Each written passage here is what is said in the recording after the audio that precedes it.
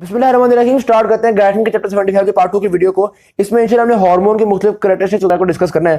पहले पैराग्राफ में तो ये बात हो रही है कि जब किसी हार्मोन के लिए कोई स्टिमुलस आता है तो उसको कितना टाइम लगता है सिक्रीट होने में, अपने एक्शन करने में, ड्यूरेशन में, ये चीज़ें डिस्कस करनी है। तो भाई बात ये है, हार्मोन टू हार्मोन ये बहुत डिपेंड कर रहा होता है। ठीक है, हार्मोन की कैरेक्टरिस्टिक्स के बेस पे और उनकी क्या फंक्शंस हैं इन बेसिस पे। कुछ हार्मोन बहुत रैपिड होते हैं, कुछ बहुत स्लो हैं। जैसे मिसाल के तौर पर नॉरएपिनेफ्रिन, एपिनेफ्रिन है, जैसे स्टिमुलस आएगा विद इन सेकंड से रिलीज हो जाएंगे और विद इन सेकंड से अपना पूरा एक्शन भी कॉज कर लेंगे। ठीक है, जबकि ग्रोथ हार्मोन या थायरॉक्सिन जैसे हार्मोन होते हैं जिनको स्टिमुलस आता है तो काफ़ी अरसे में आहिस्ता आहिस्ता ये रिलीज होते हैं और इनका इफेक्ट पूरा होते होते, इनका एक्शन होते होते कोई महीने भी लग सकते हैं। ठीक है, तो बहुत स्लो है ये। तो ये जाहिर सी बात है, हर हार्मोन की रिक्वायरमेंट्स के मुताबिक होता है। अब ये नॉरएपिनेफ्रिन, एपिनेफ्रिन वगैरह आपको पता है ये वो नर्व ट्रांसमिशन में भी रोल प्ले करते हैं। अब अगर ये स्लो होते तो सोचो एक न्यूरॉन से मैसेज आता, महीने बाद जाके नॉरएपिनेफ्रिन रिलीज होता है, महीने बाद जाके अगला न्यूरॉन जो है वो स्टिमुलेट होता है। तो ये तो कोई प्रैक्टिकल चीज़ नहीं है ना। वेरी सिमिलरली ग्रोथ हार्मोन है। अब ऐसे तो नहीं होता कि बंदे का एक सेकंड में कद बड़ा हो जाए। इंसान सोया है या कोई ऐसा टाइम आया उसको स्टिमुलस मिला ग्रोथ हार्मोन को, लो जी एकदम बंदा बड़ा हो गया। पहली बात है ये स्लो काम चलने वाला है, Aahista Aahista growth hormone release होगा, with the passage of months Aahista Aahista ये ग्रोथ करवाएगा। ये बड़ा स्लो काम है। ठीक है, तो यानी कि ऑनसेट यानी और ड्यूरेशन कितनी जल्दी रिलीज हो रहा है और फिर कितना अर्सा काम कर रहा है, ये सारा कुछ हार्मोन पे डिपेंड करता है, बहुत लार्जली वेरी कर रहा है। डाउन की बात। फिर आता है हमारे पास कंसंट्रेशन ऑफ हार्मोन्स। हार्मोन की कंसंट्रेशन आपके पास कितनी होती है? बहुत मामूली सी कंसंट्रेशन चाहिए होती है कोई भी इंपैक्ट करने के लिए। यानी किसी हार्मोन ने अगर एक्शन करना है तो उसकी बहुत हल्की सी कंसंट्रेशन चाहिए होती है। 10⁻⁻12 ग्राम्स ऑफ हार्मोन भी हमने देखा है कि अगर 1 ml ब्लड में 1 पिकोग्राम हार्मोन हो वो भी काम कर जाता है। ठीक है, इसी वजह से हमारे जो ग्लैंड्स हैं उनका रेट ऑफ सिक्रीशन भी देखेंगे तो आपको पता चलेगा कि बहुत ही extremely small rate of secretion है। पूरे दिन में एक gland few micrograms of hormone release कर रहा है या कुछ मिलीग्राम हार्मोन रिलीज कर रहा है, तो यानी कि रेट ऑफ सिक्रीशन भी हार्मोन्स की बहुत थोड़ी होती है। डन की बात।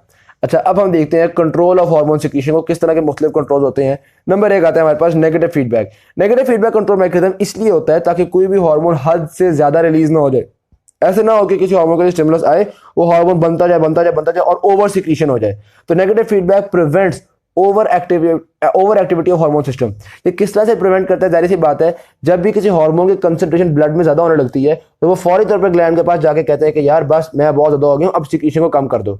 तो ये नेगेटिव फीडबैक है कि हार्मोन ज्यादा होगा तो हार्मोन की सिक्रीशन कम हो जाएगी। ये नेगेटिव फीडबैक हुआ ना। तो ये नेगेटिव फीडबैक इस बात को इंश्योर करता है कि जैसे ही हार्मोन का लेवल इंक्रीज करे सिक्रीशन उसकी डिक्रीज कर जाए। अच्छा, सिक्रीशन किस तरह से डिक्रीज करती है? एक हार्मोन के सिक्रीशन में जितने पॉइंट्स होते हैं ना उन सबको ये डिक्रीज कर सकता है। ठीक है, तो फीडबैक रेगुलेशन ऑल लेवल्स पे काम कर सकती है। मिसाल के तौर पे ये आपको याद है ना हार्मोन किस तरह से बनता था, मुख्तलिफ स्टेप्स थे। तो किसी भी हार्मोन का ज्यादा होना ट्रांसक्रिप्शन को भी कम कर सकता है, ट्रांसलेशन को भी कम कर सकता है। इसी तरह से ये जो फॉर्मेशन है इसको भी कम कर सकता है। ये जो सिक्रीटरी वेसिकल सिक्रीट हो रहे थे ये सिक्रीशन को भी कम कर सकता है। तो हर स्टेप को इनहिबिट कर सकता है हार्मोन का बनना।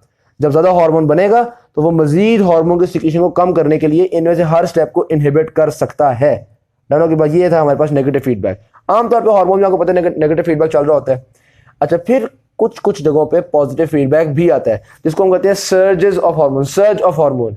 जैसे आप कहते हैं ओव्यूलेशन के लिए LH सर्ज चाहिए होती है, ल्यूटिनाइजिंग हार्मोन बहुत ज्यादा होता है, उस वक्त ओव्यूलेशन होती है ना। तो वो जो ल्यूटिनाइजिंग हार्मोन बहुत ज्यादा चाहिए आपको, उसके लिए पॉजिटिव फीडबैक चलना पड़ेगा। अगर नेगेटिव फीडबैक पे रहे हम तो कभी भी LH बहुत ज्यादा हो ही नहीं पाएगा। क्यों? थोड़ा सा LH बढ़ेगा, नेगेटिव फीडबैक से हम LH की सिक्रीशन को कम कर देंगे। तो होता ये है कि कुछ साइकिल्स में कभी कभी पॉजिटिव फीडबैक चलना शुरू होता है। LH के बढ़ने से मजीद LH रिलीज होता है, मजीद LH रिलीज होता है, करते करते इतना ज्यादा LH हो जाता है कि ओव्यूलेशन हो जाए। जैसे ही ओव्यूलेशन होती है हम LH को कम करना शुरू कर देते हैं, यानी दोबारा नेगेटिव फीडबैक को एक्टिवेट कर लेते हैं। तो कभी कभी एक रिक्वायर्ड मकसद के तक हमें पॉजिटिव फीडबैक का गुजारा पे सहारा लेना पड़ता है। जब पॉजिटिव फीडबैक के तहत हार्मोन इतना ज्यादा हो जाए कि अपना मकसद अचीव कर ले, फिर हम नेगेटिव फीडबैक के तहत उसको वापस ले आते हैं। गुड होगी बात। हमने नेगेटिव फीडबैक देख लिया, पॉजिटिव फीडबैक देख लिया। फिर साइक्लिकल वेरिएशंस। कुछ हार्मोन होते हैं जो कि साइकिल्स पे डिपेंड कर रहे होते हैं। वैसे तो आपको पता है हमारी बॉडी में एक डे और नाइट पे डिपेंड करने वाला 24 आवर साइकिल चलते हैं जिसको हम सर्केडियन रिदम कहते हैं। अभी जो सर्केडियन क्लॉक है या सर्केडियन रिदम है ये हमारे ब्रेन में जो सुप्राकियास्मेटिक न्यूक्लियस होता है वो कंट्रोल कर रहा होता है। ठीक है, ये जो आपको रात को नींद आना शुरू होती है, दिन को जाग आती है, ये सारा कुछ ये आपका वही साइकिल है। डाउन के बाद ये साइकिल बहुत सारी चीजों को रेगुलेट कर रहा होता है, बहुत सारी चीजों को एक्टिवेट कर रहा होता है। इसी तरह कुछ हार्मोन्स भी इस साइकिल के हिसाब से चलते हैं। कि भाई ठीक है, हम इस 24 घंटे के फलां घंटों में ज़्यादा रिलीज होंगे, फलां घंटों में कम रिलीज होंगे, फलां जिस तरह मिसाल के ग्रोथ हार्मोन है, जो इंसान का सोने का टाइम होता है उस टाइम पे सोते वक्त ग्रोथ हार्मोन ज़्यादा रिलीज होता है, जागते वक्त कम रिलीज, अगले दिन पे सोते वक्त ज़्यादा रिलीज, जागते वक्त कम रिलीज। तो ये आपके पास साइकिल पर डिपेंड कर रहा है, ठीक है। और चूंकि साइकिल्स को सुप्राकियास्मेटिक न्यूक्लियस कंट्रोल कर रहा होता है, इस सुप्राकियास्मेटिक न्यूक्लियस को हम मास्टर क्लॉक भी कहते हैं। डन होगी बात। तो हमने देखा कि कुछ हार्मोन्स जो है वो इसी तरह साइकिल पर डिपेंड कर रहे होते हैं। ये तो एक 24 आवर साइकिल हो गया ना, या सर्केडियन क्लॉक्स हो गए। और भी साइकिल्स होते हैं, वो बता रहे हैं कि कुछ हार्मोन्स के अपने local control, local clock controls भी होते हैं। किसी हार्मोन ने बनाया हुआ है अपनी मर्जी से कि यार मैंने फलां टाइम में रिलीज ज़्यादा होना, फलां टाइम में कम, फलां टाइम में ज़्यादा, फलां टाइम में कम। ठीक है बात। तो ये हार्मोन्स के अपनी मर्जी के साथ, कुछ हार्मोन्स के अपने भी क्लॉक्स होते हैं, बस इतनी सी बात याद रख लीजिएगा। डन होगी बात। अच्छा, जिस तरह एक हमने डिस्कस किया ये वाला cycle 24 hour cycle, 28 day cycle भी होता है। ये जो मेंस्ट्रुअल साइकिल होता है वो 28 डे साइकिल है ना, वो आपको पता है। वो एक टाइम चलता जाएगा, सिक्रीशन बढ़ती जाएगी, फिर एक वक्त में ओव्यूलेशन होगी, फिर इसमें वो जिस तरह पहले प्रोलिफरेटिव फेज होता है, फिर ओव्यूलेशन होती है, सिक्रीटरी फेज होता है, और अल्टीमेटली दोबारा मेंस्ट्रुएशन हो जाती है, फिर साइकिल दोबारा चलना शुरू होता है। ऐसी बात ही है ना। अब उसमें जो सिक्रीशन है वो LH को पता है महीने महीने बाद जाकर दोबारा अपना सर्च करना है, या 28 डेज बाद जाकर दोबारा अपना सर्च करना है। तो यहाँ पे उसका एक अपना क्लॉक है ना। तो यही बात थी कि एक तो सर्केडियन क्लॉक्स भी होते हैं और उसके अलावा लोकल क्लॉक्स भी होते हैं, और भी तरह के क्लॉक होते हैं। 28 डे का क्लॉक भी होता है। मुख्तलिफ तरह के क्लॉक्स हमारी बॉडी में काम कर रहे हैं जो कि हार्मोन की सिक्रीशन को इंक्रीज डिक्रीज कर रहे हैं। तो हार्मोन की सिक्रीशन नेगेटिव फीडबैक से भी रेगुलेट होती है, पॉजिटिव फीडबैक से भी समटाइम्स रेगुलेट होती है, और कुछ हार्मोन्स की साइक्लिकल वेरिएशंस के अकॉर्डिंगली भी रेगुलेट हो रही होती है। ये बेसिक चीजें थी। नेक्स्ट आता है हमारे पास transport of hormones in the blood. सीधी सी बात है, जो प्रोटीन या पॉलीपेप्टाइड हार्मोन्स थे वो वाटर सॉल्युबल हैं, ठीक है। और आपका जो ब्लड का प्लाज्मा है वो वाटर बेस होता है। तो यानी कि प्रोटीन और पॉलीपेप्टाइड जो थे वो ब्लड में डिसॉल्व हो जाते हैं, सॉल्युबल हैं, डिसॉल्व फॉर्म में भाग फिर रहे हैं, कोई मसले वाली बात नहीं। और जो फैट सॉल्युबल थे, जिसमें स्टेरॉइड्स आ जाते हैं या इसी तरह से, और जो स्टेरॉइड्स थे या फैट सॉल्युबल थे, लिपिड सॉल्युबल थे, वो हमारे ब्लड में डिसॉल्व नहीं हो पाते। तो फिर वो कैसे ट्रेवल करते हैं भाईजान? वो हमारे ब्लड में मौजूद प्लाज्मा प्रोटीन्स के साथ चिपक के ट्रेवल करते हैं, ठीक है। तो जिस तरह थायराइड हार्मोन्स हो गए या स्टेरॉइड हार्मोन्स हो गए, वो प्लाज्मा प्रोटीन के साथ स्टिक कर जाते हैं, अटैच हो जाते हैं, और अटैच्ड फॉर्म में घूमते फिरते हैं। जिस तरह आपको याद होगा पार्ट 1 की वीडियो में हमने पढ़ा था थायरॉक्सिन बाइंडिंग ग्लोबुलिन। थायरॉक्सिन को अटैच करने के लिए एक प्लाज्मा प्रोटीन थी, थायरॉक्सिन बाइंडिंग ग्लोबुलिन। तो थायरॉक्सिन हमेशा इसके साथ अटैच होकर घूमता फिरता था, ठीक है। तो ट्रांसपोर्ट ऑफ हार्मोन्स में आपको पता चल गया, जो फैट सॉल्युबल है वो अटैच फॉर्म में जाएंगे, और जो दूसरे हैं वो डिसॉल्व फॉर्म में जाएंगे। सही होगी बात। अच्छा, फिर ब्लड में से हार्मोन्स निकलते भी हैं, जारी बात है। अगर उनकी सिक्रीशन हो रही है तो कहीं ना कहीं खत्म भी हो रही है, तभी सिक्रीशन करनी पड़ रही है ना। ये तो नहीं है ना बंदे की उम्र बढ़ती जा रही है, हार्मोन बढ़ता जा रहा है ब्लड में। एक तरफ हार्मोन फॉर्म हो रहा था, दूसरी तरफ हार्मोन निकल भी रहा होता है। तो जो हार्मोन्स ब्लड में सॉल्युबल होते हैं वो ज्यादा आसानी से निकल जाते हैं, और जो हार्मोन्स ब्लड की प्लाज्मा प्रोटीन्स के साथ चिपके हुए हैं उनको निकालना मुश्किल है। ध्यान की बात। अब जिस तरह मिसाल के तौर पर समझो ब्लड गुजरा है किडनीज से, ठीक। अब वो जब ग्लोमेरुलस वगैरह से गुजर रहा होता है तो प्लाज्मा तो फिल्टर आउट हो जाता है। जो हार्मोन्स प्लाज्मा के अंदर डिसॉल्व हो जाएंगे वो तो फिल्टर आउट हो जाएंगे, काफी हद तक ब्लड से निकल गए ना। जबकि प्लाज्मा प्रोटीन्स ब्लड के अंदर ही रहती हैं। तो जो हार्मोन्स प्लाज्मा प्रोटीन से चिपके हुए थे उनको ब्लड से निकालना काफी मुश्किल होता है, उनकी जो क्लियरेंस है वो देर बाद हो पाती है। अब हम क्लियरेंस के कॉन्सेप्ट के ऊपर भी आते हैं। नेक्स्ट हेडिंग है हमारी क्लियरेंस। आसान है लेकिन थोड़ा सा कंसेप्चुअल है। अच्छा देखिएगा जी, ये जी हमारे पास ब्लड है। इस ब्लड के अंदर किसी भी हार्मोन की कंसंट्रेशन है मिसाल के तौर पे 10 ग्राम्स, ठीक है। अब एक दिन में 2 ग्राम हार्मोन मजीद फॉर्म हो रहा है और 2 ग्राम हार्मोन इस ब्लड में से निकल रहा है। तो सारी बात है, अगर ऐसा होगा तो ब्लड के अंदर कंसंट्रेशन यही रहेगी, 10 ग्राम ही रहेगी, क्योंकि रोज 2 ग्राम बनता जा रहा है, 2 ग्राम निकलता जा रहा है। तो सारी बात है कंसंट्रेशन मेंटेन रहेगी। अगर कंसंट्रेशन चेंज हो रही है तो दो ही वजूहात हो सकती हैं, ठीक है। ब्लड में कंसंट्रेशन दो ही वजूहात से चेंज हो सकती है, या तो रेट ऑफ प्रोडक्शन चेंज हो रहा है या रेट ऑफ रिमूवल चेंज हो रहा है, ठीक है। तो वो यही बात कर रहे हैं कि दो फैक्टर है जो कि ब्लड में कंसंट्रेशन को चेंज कर सकते हैं। 2 फैक्टर्स कैन इंक्रीज और decrease the concentration of a hormone in the blood. Number 1 rate of hormone secretion, number 2 rate of hormone removal.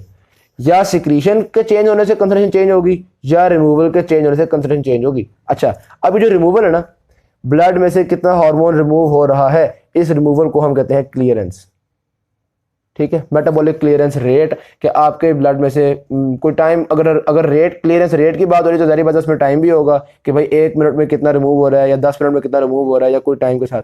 सही होगी बात। तो क्लियरेंस ये होती है कि ब्लड में से कितना हार्मोन निकल रहा है।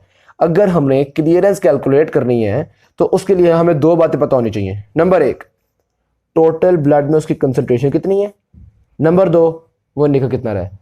ठीक है, कोई एक बार पता होगी तो गुजारा नहीं चलेगा। मिसाल के तौर पे आपको कंसंट्रेशन नहीं पता, आपको सिर्फ ये पता है कि जी 2 ग्राम निकल रहा है, तो आप कहोगे यार बस 2 ग्राम निकल रहा है, ये बता सकते हो, ये तो नहीं बता सकते कितने परसेंट ऑफ द हार्मोन निकल गया। हाँ, अगर मैं आपको बताऊं कि यार ब्लड में इसकी कंसंट्रेशन थी 4 ग्राम्स और निकल गया है 2 ग्राम्स, तो आप कहोगे इसका मतलब है हर मिनट में हाफ ऑफ द हार्मोन निकल रहा है, 0.5 हार्मोन निकल रहा है। ठीक है, या मैं आपको बताता हूं जी ब्लड में हार्मोन की कंसंट्रेशन थी 10 ग्राम्स और निकल रहा है 2 ग्राम्स, तो आप कहोगे भाई जितना था उसका 1/5 यानी 0.2 जो है वो निकल गया, या 20% हार्मोन निकल गया।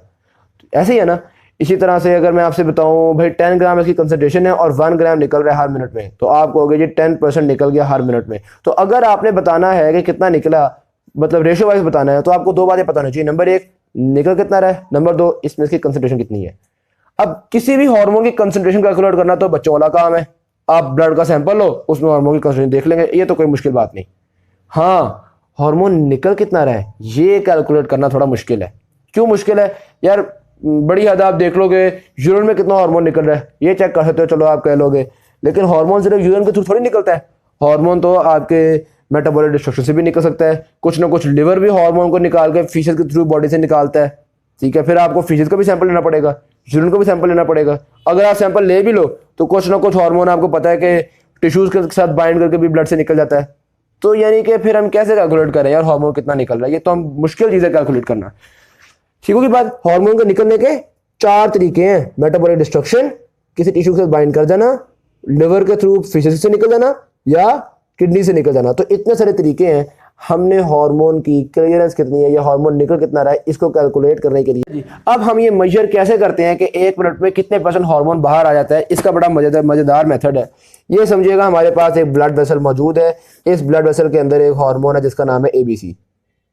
ठीक है, तो बाद में एग्जांपल ले रहा हूँ ना, ABC हार्मोन मौजूद है, कुछ ना कुछ हार्मोन आपकी बॉडी में फॉर्म भी हो रहा है, कुछ ना कुछ हार्मोन आपकी बॉडी से निकल भी रहा है। हमने यही कैलकुलेट करना था कि ब्लड में जितना हार्मोन होता है उसका कितने % बाहर निकल जाता है। सही होगी बात। हमने एक टेस्ट ट्यूब में हार्मोन ABC तैयार किया, ये जो हमारे पास टेस्ट ट्यूब है इसमें हमने हार्मोन ABC तैयार किया और हमने ये रेडियो एक्टिव तैयार किया। तो ये मैं थोड़ा सा पर्पल बना रहा हूँ, रेडियो एक्टिव वाला हार्मोन। सही होगी बात। तो खास एक हार्मोन बनाया है रेडियो एक्टिव हार्मोन। ये रेडियो एक्टिव हार्मोन जो है वो मैंने इस ब्लड में थोड़ा बोल्ड कर दूं ब्लड वेसल को, ये हमारा ब्लड वेसल है। ये जो रेडियो एक्टिव हार्मोन है इसको हमने ब्लड के अंदर इंजेक्ट करना शुरू कर दिया। अब जैसे ही हम इसको इंजेक्ट करना शुरू करेंगे जाहिर बात है ब्लड में इसकी कंसंट्रेशन बढ़ना शुरू हो जाएगी। ठीक है, तो ये जो रेडियो एक्टिव हार्मोन है ये हमने इंजेक्ट करना शुरू किया ब्लड में। हमने कंसंट्रेशन देखी उसकी 1 ग्राम थी, फिर आहिस्ता आहिस्ता कंसंट्रेशन बढ़ती जाएगी। अच्छा मुझे एक बात बताओ, ये जो रेडियो एक्टिव हार्मोन हम इसमें इंजेक्ट कर रहे हैं, ये रेडियो एक्टिव हार्मोन ब्लड में से निकलेगा भी ना, क्योंकि आपको पता है हर हार्मोन ब्लड में आ भी रहा होता है, ब्लड से निकल भी रहा होता है। नेचुरली हमारी बॉडी ABC हार्मोन को ब्लड से निकाल भी रही होती है ना, तो ये जो रेडियो एक्टिव हार्मोन है इसको भी ब्लड से निकालेगी। सही होगी बात। हम इंजेक्ट करते रहेंगे, कंसंट्रेशन आहिस्ता आहिस्ता बढ़ती रहेगी। एक वक्त आएगा कि कंसंट्रेशन मजीद इंक्रीज नहीं करेगी। क्यों नहीं कर रही? क्योंकि जितना हार्मोन हम इंजेक्ट कर रहे हैं उतना ही हार्मोन निकलना शुरू हो गया है। तो इसका मतलब है अब वो जो है ना वो स्टेबल हो चुकी हुई है। ठीक होगी बात। मिसाल के तौर पे मैं हर मिनट में 1 ग्राम हार्मोन डाले जा रहा था। ठीक होगी बात। तो शुरू में ये 1 ग्राम हुआ, फिर ये 2 ग्राम हो गया, ये 3 ग्राम हो गया, 4 ग्राम, बढ़ते ये हो गया 10 ग्राम। डन होगी बात। अब 10 ग्राम से आगे नहीं बढ़ पा रहा। इसका मतलब है कि जब अंदर कंसंट्रेशन 10 ग्राम हुई है तो आपकी इस हार्मोन की एक्सक्रीशन भी 1 ग्राम हो चुकी है। हम 1 ग्राम डाल रहे हैं, 1 ग्राम निकल रहा है, इसीलिए ब्लड में इस हार्मोन की कंसंट्रेशन बराबर हो चुकी है। अब इस हार्मोन की कंसंट्रेशन ना बढ़ रही है ना घट रही है। सही होगी बात। दोबारा मैं एक बता रहा हूँ। अच्छा ये जो है ना मेजरमेंट का मेथड इतना वैसे कोई बहुत इंपॉर्टेंट नहीं है, अलबत्ता कॉन्सेप्चुअल है, तो कॉन्सेप्ट को तो हम बार डिस्कस करते हैं। दोबारा मैं बता रहा हूँ जी, हमने हार्मोन है रेडियो एक्टिव हार्मोन तैयार किया और ये रेडियो एक्टिव हार्मोन हमने इंजेक्ट करना शुरू कर दिया। इस हार्मोन के ब्लड में जो भी कंसंट्रेशन है वो हमें पता चल जाती है, क्योंकि ये रेडियो एक्टिव है, रेडिएशन निकल रही है तो कंसंट्रेशन हमें पता चली जाती है। लो जी, हमने इंजेक्ट करना शुरू किया। आहिस्ता आहिस्ता हम इंजेक्ट करते गए, इस हार्मोन की कंसंट्रेशन जब वो इंक्रीज करती गई, एक वक्त आया कि कंसंट्रेशन स्टेबल हो गई, मजीद इंक्रीज नहीं कर रही। इसका मतलब है हम जितना इंजेक्ट कर रहे थे उतना ही निकलना भी शुरू हो गया। सही होगी बात। तो अब आपको ये तो पता है कितना इंजेक्ट कर रहे हो, तो हम कहेंगे भाई इस वक्त टोटल 1 ग्राम हार्मोन 1 मिनट में निकलता है। कंसंट्रेशन भी आ गई, कितना निकल रहा है ये भी आ गया। हम क्लियरेंस आराम से कैलकुलेट कर लेंगे। हम कहेंगे जी इसकी क्लियरेंस है 1 ग्राम डिवाइडेड बाय 10 ग्राम, यानी कि हर मिनट में 10% हार्मोन क्लियर हो जाता है। ब्लड में जितना हार्मोन होता है हर मिनट में उसका 10% हार्मोन बाहर आ जाता है, तो इस हार्मोन की क्लियरेंस रेट है 10% पर मिनट। कितना आसान काम हो गया। ठीक होगी बात। तो ये हमने इसको मेजर कर लिया। ये अब यहाँ पे जो क्लियरेंस है, जो पेप्टाइड हार्मोन्स हैं, जो वाटर सॉल्युबल हार्मोन्स हैं, वो बहुत जल्दी क्लियर होते हैं, और जो दूसरे फैट सॉल्युबल हार्मोन्स हैं वो बहुत स्लोली क्लियर होते हैं। दोनों की बात। तो आप देखें शुरू से लेके अभी तक हम पेप्टाइड हार्मोन्स को और फ्लैट हार्मोन्स को डिफरेंशिएट रख रहे हैं। नेक्स्ट आता है हमारे पास mechanisms of action of hormones. Hormone किस तरह से अपना एक्शन करते हैं। जाहिर सी बात है अगर हार्मोन को कोई रिसेप्टर मिलेगा तो ही वो अपना एक्शन कर सकेगा। तो पहली तो बात आपको ये पता होनी चाहिए कि हर हार्मोन हर सेल पे इफेक्ट नहीं कर सकता। जिस सेल पे उस हार्मोन का रिसेप्टर होगा उसी पे इफेक्ट कर सकेगा। मिसाल के तौर पे ये आपके पास ब्लड है जी, इस ब्लड के अंदर ये हार्मोन है, ठीक है, और ये साइड पे बहुत सारे सेल्स मौजूद हैं। ठीक होगी बात। सिर्फ इस सेल पे और इस सेल पे इस हार्मोन के रिसेप्टर लगे हुए हैं। तो ये हार्मोन ब्लड में से गुजर रहा है इन सारे सेल नंबर 1 2 3 4 सारे सेल्स के पास से ये हार्मोन गुजर रहा है, लेकिन इस हार्मोन का इफेक्ट सिर्फ सेल नंबर 2 और सेल नंबर 4 पे होगा। सही होगी बात। तो जिधर भी रिसेप्टर होगा हार्मोन का उसी सेल पे हार्मोन इफेक्ट कर सकेगा।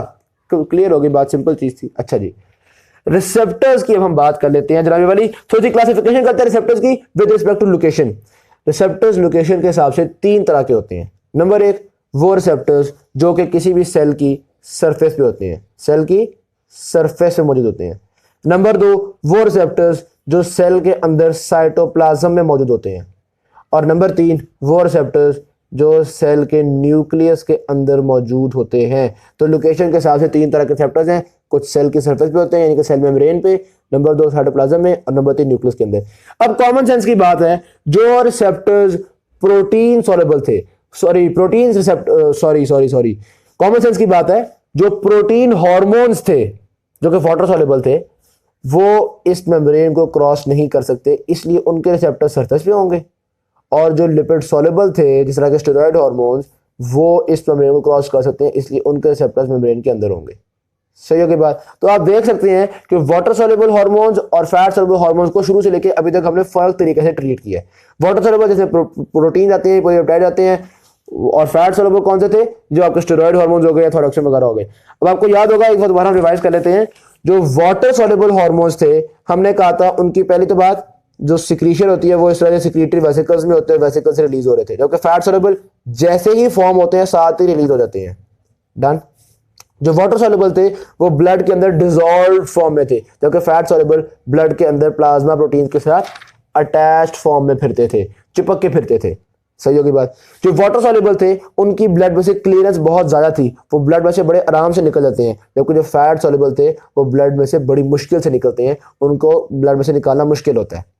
जानने की बात। और अब हम देख रहे हैं कि जो वाटर सॉल्युबल है यानी प्रोटीन और पॉलीपेप्टाइड हार्मोन्स हैं, उनके रिसेप्टर्स सेल की सरफेस पे होते हैं, और जो फैट सॉल्युबल है उनके रिसेप्टर्स या सेल के साइटोप्लाज्म में होते हैं या सेल के न्यूक्लियस में होते हैं।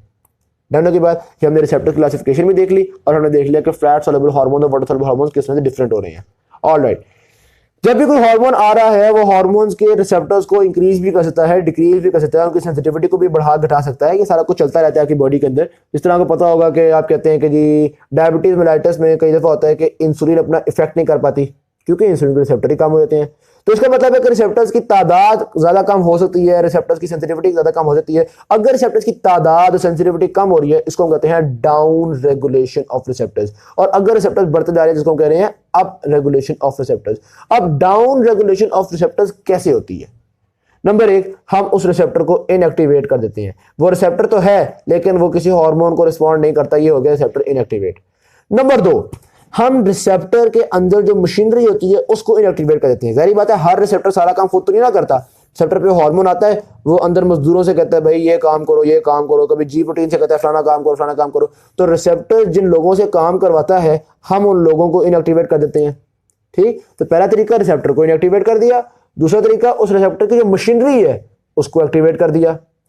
तीसरा तरीका ये होता है कि हम रिसेप्टर को मेम्ब्रेन से उतार देते हैं। हम कहते हैं ऐसे आ जा, ये मेम्ब्रेन पे लगा रहेगा तो हार्मोन को रिसीव करता रहेगा, हम इसको चुप करके उतार के अंदर रख लेते हैं। सही होगी बात। तो आप यहाँ पे लिखा हुआ है temporary sequestration of the receptor. Sequestration का मतलब है सेपरेट कर देना, सही के बाद मेम्ब्रेन से उतार के अंदर ले जाना। ठीक हो गया बात? अच्छा जी, तो 3 तरीका देख लिए। चौथा तरीका ये होता है कि हम रिसेप्टर्स को मेटाबॉलिकली इंतकाल मेटाबोलाइज करना शुरू कर देते हैं, खत्म करना शुरू कर देते हैं, डिस्ट्रक्शन ऑफ रिसेप्टर शुरू कर देते हैं। ठीक है। और 5वां तरीका ये होता है हम रिसेप्टर्स की प्रोडक्शन को कम कर देते हैं, क्योंकि हमारे सेल के अंदर ये रिसेप्टर्स प्रोड्यूस भी हो रहे हैं, तो हम रिसेप्टर्स की प्रोडक्शन को कम कर देते हैं। मैं एक दफा रिवाइज कर रहा हूं। नंबर 1, रिसेप्टर को इनएक्टिवेट कर दो। नंबर 2, रिसेप्टर की जो इंट्रासेलुलर मॉलिक्यूल्स हैं या उसकी मशीनरी है उसको इनएक्टिवेट कर दो। नंबर 3, रिसेप्टर को मेम्ब्रेन से उतार के अंदर रख लो। नंबर 4, रिसेप्टर को अंदर ले जाकर लाइसोसोम्स की मदद से डिस्ट्रॉय कर दो। और नंबर 5, रिसेप्टर्स की प्रोडक्शन ही कम कर दो। कुछ ना कुछ जाहिर बात है डिस्ट्रॉय नेचुरली भी हो रहे होते हैं, अब हम प्रोडक्शन कम कर देंगे तो टोटल नंबर ऑफ रिसेप्टर्स कम हो जाएंगे। सही है की बात? तो ये हम डाउन रेगुलेशन रिसेप्टर भी कर सकते हैं, और इन्हीं के ऑपोजिट इफेक्ट कर लेंगे तो अप रेगुलेशन ऑफ रिसेप्टर्स भी हो जाती है। यहां तक बात क्लियर हो गई। फिर आती है इंट्रासेलुलर सिग्नलिंग। जब किसी रिसेप्टर के ऊपर कोई हार्मोन आके लगता है, वो रिसेप्टर किस तरह से काम करता है, वो किस तरह से उसको रिस्पॉन्ड करता है, क्या सिग्नलिंग करता है, क्या उसका एक्शन है, उस चीज को हम स्टडी करने लगे हैं। सही होगी बात? एक्शन के हिसाब से हमारे पास 4 तरह के रिसेप्टर होते हैं।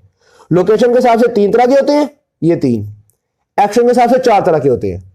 सही होगी बात? अब वो 4 तरह के एक्शन हम स्टडी करने लगे हैं। तो अगर आपको आता है क्लासिफिकेशन ऑफ रिसेप्टर्स, तो हार्मोन रिसेप्टर्स, तो आप नंबर 1 आप बताओगे ये वाली क्लासिफिकेशन अकॉर्डिंग टू लोकेशन, और नंबर 2 बताओगे क्लासिफिकेशन अकॉर्डिंग टू एक्शन या मैकेनिज्म। ये रिसेप्टर्स की क्लासिफिकेशन की बात हो रही है। पार्ट 3 की वीडियो में हम मैकेनिज्म ऑफ हार्मोन की क्लासिफिकेशन करेंगे, वो अभी नहीं पढ़ रहे, अभी हम रिसेप्टर्स की क्लासिफिकेशन पढ़ रहे हैं। ओके होगी बात? लो जी, 4 तरह के मैंने आपको बताया एक्शन के हिसाब से होते हैं रिसेप्टर्स। नंबर 1 वो रिसेप्टर्स होते हैं जो कि आयन चैनल्स को चेंज करते हैं, यानी कि जैसे ही रिसेप्टर पे हार्मोन आएगा तो हार्मोन के आते ही आयन चैनल ओपन हो जाएगा या आयन चैनल क्लोज हो जाएगा। आपको याद है जब हम शुरू में सेल की मेम्ब्रेन के क्रॉस ट्रांसपोर्ट वगैरह पढ़ते थे, तो हम कहते थे कुछ acetyl choline gated ion channels भी होते हैं, यानी कि ऐसे आयन चैनल होते हैं जब एसिटाइल कोलिन आती है वो आयन चैनल्स खुल जाते हैं। ठीक है, तो यहाँ पे भी उन्हीं का जिक्र है। या इसी तरह से जो नर्व ट्रांसमिशन में हम पढ़ते हैं कि जी यहाँ पे एक वो एक्सॉन नॉब होती है, ये साइनेप्स बना रहा हूँ ना मैं, और यहाँ पे आपके पास वो एक पोस्ट सिनेप्टिक टर्मिनल होता है। जैसे ही न्यूरोट्रांसमीटर आता है तो यहाँ पे आयन चैनल्स खुल जाते हैं, सोडियम चैनल्स खुल जाते हैं, सोडियम इन्फ्लक्स होते हैं और एक्शन पोटेंशियल जनरेट होता है। ठीक है, तो ये भी आपने वही वाले पढ़े थे कि हार्मोन आ रहा है और रिसेप्टर जो है वो हार्मोन के आते ही आयन चैनल को ओपन कर देता है। तो कुछ रिसेप्टर्स ऐसे होते हैं जो कि जिनका मैकेनिज्म ऑफ एक्शन क्या होता है, आयन चैनल्स को ओपन या क्लोज करना, मेम्ब्रेन की परमेबिलिटी को चेंज करना और उसके हिसाब से किसी एक्शन पोटेंशियल को डेवलप कर लेना या कोई भी इस तरह की चेंज ले। तो ये तो हो गए नंबर 1 तरह के रिसेप्टर। नंबर 2 तरह के रिसेप्टर वो होते हैं जिनकी अंदर वाली साइड पे एक जी प्रोटीन लगी हुई होती है, और जैसे ही रिसेप्टर पे हार्मोन आता है ये अपनी जी प्रोटीन को एक्टिवेट करते हैं और मुख्तलिफ तरह के करतूत करवा लेते हैं। जी प्रोटीन बहुत सारे काम कर सकती है। जी प्रोटीन कभी कभी आयन चैनल्स को भी खोल बंद लेती है। जी प्रोटीन किसी हार्मोन को भी किसी एंजाइम को भी रेगुलेट कर सकती है। जी प्रोटीन किसी जीन की ट्रांसक्रिप्शन को भी रेगुलेट कर सकती है। तो जी प्रोटीन 3 तरह के एक्शन करवाई है। आयन चैनल्स पे भी एक्शन होते हैं, एंजाइम पे भी एक्शन होते हैं, और जीन ट्रांसक्रिप्शन पे भी एक्शन होते हैं। ये जी प्रोटीन एक्शन कैसे करवाती है उस चीज को भी देख लेते हैं। तो देखना हमने इंशाल्लाह सारा कुछ है। अच्छा जी, हार्मोन आया, पहले तो रिसेप्टर देखें। 7 फोल्ड्स वाला रिसेप्टर है, ट्रांस मेम्ब्रेन के क्रॉस इस तरह के 7 फोल्ड्स हैं। ठीक है, तो बाद ये उन्होंने लिखा हुआ है 7 trans membrane segments of the sept. Down होगी बात। अंदर साइड पे लगी हुई थी जी प्रोटीन। जी प्रोटीन के 3 हिस्से, अल्फा बीटा गामा, 3 सब यूनिट्स हैं। ठीक है, ये जो अल्फा था ना इस पे लगा हुआ था GDP, ये गुआनोसिन डाइफॉस्फेट। जैसे ही रिसेप्टर के पास हार्मोन आया, रिसेप्टर ने ऐसी चेंजेस की कि इस जी प्रोटीन के अल्फा सब यूनिट से GDP उतार दी और यहां पे GTP लगा दी। जैसे ही अल्फा यूनिट को GTP मिलती है, ये इतना खुश होता है कि ये भाग जाता है, ये बीटा और गामा को मिस कराता है और खुद भाग जाता है, और भाग के ये किसी और को एक्टिवेट कर देता है। कभी कभी फॉस्फोलाइपेज सी को एक्टिवेट करता है, कभी एडेनालाइल साइक्लेज को एक्टिवेट कर रहा है, कभी गोआनालाइल साइक्लेज को एक्टिवेट कर रहा है। वो डिपेंड करता है किस तरह का सिस्टम है। लेकिन ये आपको पता चल गया कि जैसे ही हार्मोन आएगा, जी प्रोटीन का अल्फा सब यूनिट GTP अपने साथ अटैच करता है और खुशी के मारे बीटा और गामा को छोड़ता है और भाग के अपना एक्शन करना शुरू कर देता है। ये कब तक एक्शन करता रहता है? जब तक इसके ऊपर GTP लगी हुई है। जैसे ही इसके ऊपर से GTP उतर जाएगी और GDP आएगी, ये वापस अपनी औकात में आ जाएगा और वापस ये बीटा और गामा के साथ लग के कहेगा यार ये लो यार, मैं आज जैसा बंदा हूं, अपना एक्शन करना बंद कर देगा। सही होगी बात? उसके अलावा देखिएगा जी, ये दो तरह के एक्शन कर सकता है। कभी कभी जी प्रोटीन ऐसी होती है कि जब इसको एक्टिवेट करते हैं ये आगे जाके स्टिमुलेटरी इफेक्ट रखती है, और कभी कभी जी प्रोटीन ऐसी होती है जब इसको एक्टिवेट करते हैं आगे जाके इनहिबिटरी इफेक्ट रखती है। तो हम दो तरह की जी प्रोटीन डिस्कस करते हैं, एक इनहिबिटरी जी प्रोटीन भी होती है और एक स्टिमुलेटरी जी प्रोटीन भी होती है। ये आपको एक बेसिक सा ओवरव्यू दिया है सेक्रेटेड मैसेंजर सिस्टम का। Base details of secreted messenger system हम पार्ट 3 की वीडियो में डिस्कस करेंगे इंशाल्लाह। अभी तक हमने दो तरह के रिसेप्टर पढ़ लिए, एक वो रिसेप्टर जो हार्मोन के आते ही आयन चैनल्स में चेंजेस लेके आते हैं, और एक वो रिसेप्टर जो कि हार्मोन के आते ही जी प्रोटीन को एक्टिवेट करते हैं।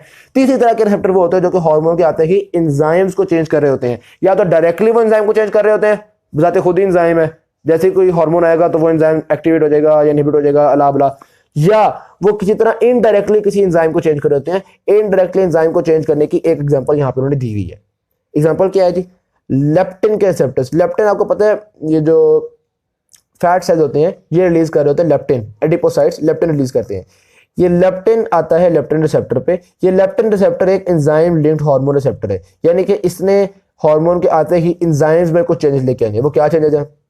लो जी, अच्छा यहाँ पे ना मैं एब्रीविएशंस यूज करूंगा क्योंकि जो एब्रीविएशन की फुल फॉर्म है ना वो सिर्फ रट्टा है, वो कॉन्सेप्ट उसमें कुछ भी नहीं है। यहाँ पे उन्होंने बताया हुआ आपके पास फैमिली होती है जेनस काइनेज फैमिली, उसी की एक टाइप है जेनस काइनेज 2, तो उसको हम जैक 2 कहेंगे आराम से, ठीक होगी बात।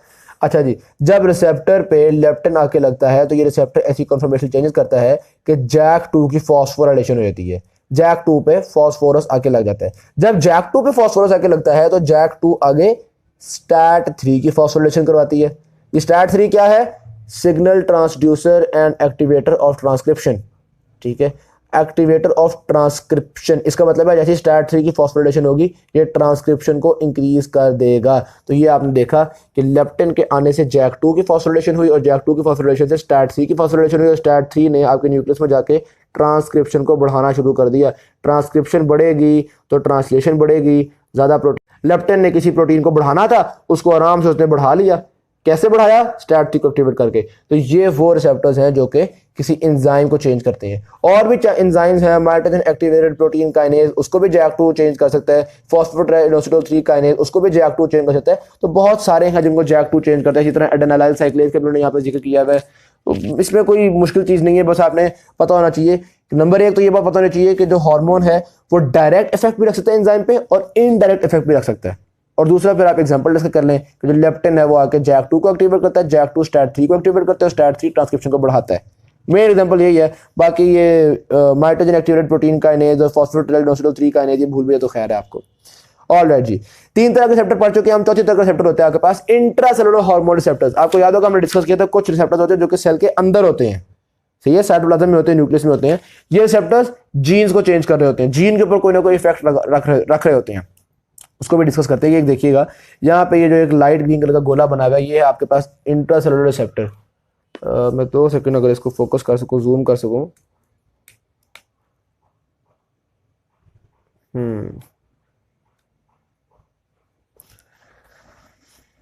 भी सही से फोकस हुआ नहीं है। हाँ जी, अब ठीक है। लो जी, ये था आपके पास एक रिसेप्टर। बाहर से आया आपके पास एक हार्मोन, लिपोफिलिक हार्मोन, यानी कि जो फैट सोलुबल हार्मोन होता है, जिस तरह के स्टेरॉयड हार्मोन हो गए, या जारी बात है लिपोफिलिक होगा तो ही तो मेम्ब्रेन को क्रॉस कर रहा है। लो जी, ये हार्मोन आके अपने रिसेप्टर पे अटैच हो गया और ये बन गया हार्मोन रिसेप्टर कॉम्प्लेक्स। सही होगी बात। ये रिसेप्टर साइटोप्लाज्म में भी हो सकता है और हो सकता है कि ये रिसेप्टर न्यूक्लियस के अंदर हो। तो अगर न्यूक्लियस के अंदर होगा तो हार्मोन न्यूक्लियस के अंदर चला जाएगा और जाकर हार्मोन रिसेप्टर पे इफेक्ट लग जाएगा।